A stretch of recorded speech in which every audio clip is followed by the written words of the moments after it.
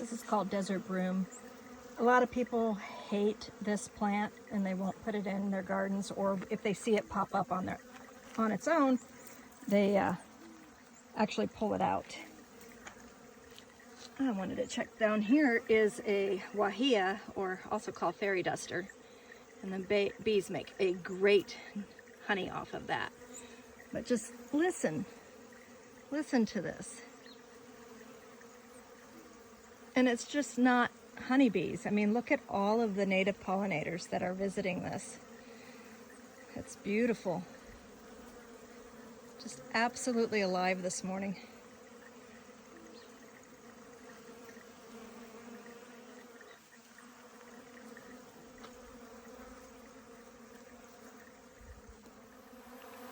They are still crazy busy on the feeders.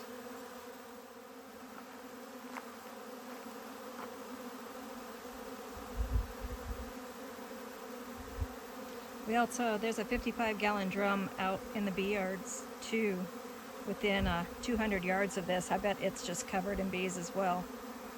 But it is a beautiful day, and they are just wanting to get out and forage.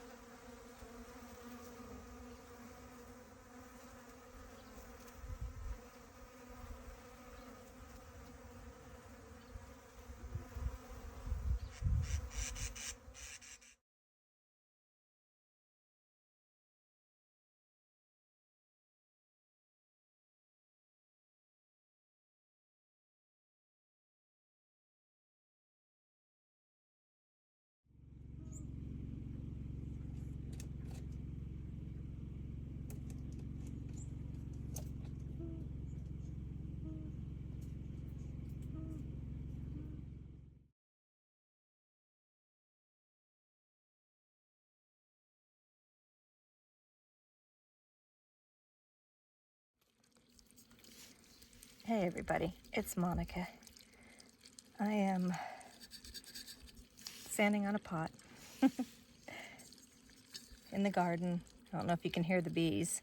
They are all over their protein feeder. But I thought I'd take this opportunity while working to answer some questions that are coming in from a hobbyist. So she got her nuke in July, which is a late start, with the understanding that you have to take care of them quite a bit in order to get them established. So the story behind it, from my understanding, is that walking past the hive, there's been activity, but since July, and it's November, mid-November, I think that only about 3 inspections have been done. So on last inspection, which was just recently, there was very little bees left, and the beekeeper could not find the queen. So the issue is, then they put sugar syrup in.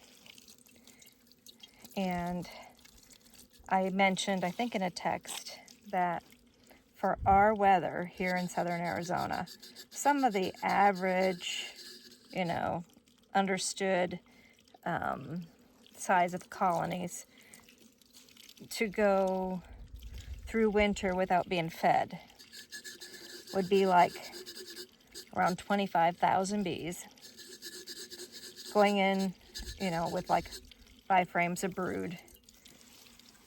Oh, sorry. My knees are going. I have to adjust. And weighing around 100 pounds That's equipment included. Dr. Jacques Rawls found that out because he has a scale up in Phoenix. And he figured that's the average that it took for not having to feed the bees. So anytime your colony is less than that, you should be helping them out until they can recuperate enough to do the work themselves. So you can't just throw a 5-frame nucleus colony in your backyard and expect them to live. It just doesn't work that way. So the rule of thumb that my dad always taught me is for every 1 frame of brood that you see, they must have 5 frames. No, I don't know what I'm talking about. For every 1 frame of brood you see, you need to have 1 frame of honey and 1 frame of pollen or bee bread in order to raise that 1 frame of brood, and the equivalent of 1 frame of water. So you have to have a forage population that can go out and get that frame of water. You have to have the forage population to bring in that amount of bee bread. When you're starting out with a nucleus colony, they got to be fed. It assists them to grow faster. Plus, when somebody purchases a nuke, it's usually 4 frames of brood and 1 frame of honey. So if there's nothing for them to go work in Mother Nature, you have to provide for them. With only checking a colony twice in that period, oh, my knees. And not doing any mite checks or any mite treatments, I'm gonna say that there's so much going on right now. Plus, I think it's a double deep. That's too much space for those bees to regulate temperature. After putting sugar syrup in just recently, the beekeeper went out and sent me a video showing that there's more bees now, that it looks like there's a lot of activity. Well, right away, my thoughts are they're getting robbed. It's not the bees from the colony. So I think that the best thing right now is for me to make a house call. So I will kind of see what we can do. I doubt that the hive is savable at this point. You know, when there's a dearth and the bees are not strong enough to forage, regulate temperature, forage for water, there's so much stuff that goes into this. When they're not strong enough, beekeepers have to help them out. If you don't help them out because Mother Nature is not, it's not that they're not strong enough on their own to do it, it's just that Mother Nature has nothing out there for them. So if there's nothing out there, it's like throwing a human in the middle of Detroit and say, hey, go foraging and see what you can find and survive off of that. It's a food desert. There's nothing there. And so when there's nothing there, you have to help them. And then when there's stuff out there, a huge population of flowers for foragers, you can't take their reserves, too much of their reserves, or they can't make it either. And then you're going to have to feed them again. So it's a delicate balance. And so kind of a little worried about that hive. So I'm going to go hopefully take a peek at that. Are you awake now? You were sleeping earlier when I started. Huh? Good boy. This is what all the buzzing was about. One of the feed stations. Oh, they're almost on empty.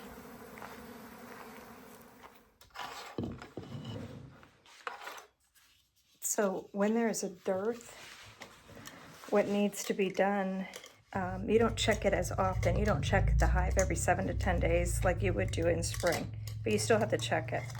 And I always recommend every 2 to 4 weeks, and you have to spot your queen. You have to check for mites. I actually have a guide. I'll put a link to that below on what to do, beekeeping through the months kind of thing in Southern Arizona. So I will share that here shortly below. Kind of working on a part now. But those are all things that might come in handy. But let me go take a peek at them.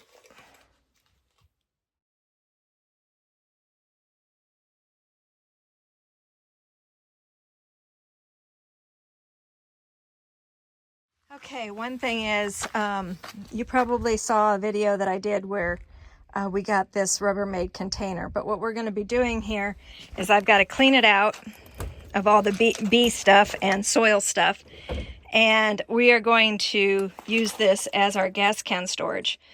We had a serious problem with our small Honda generator.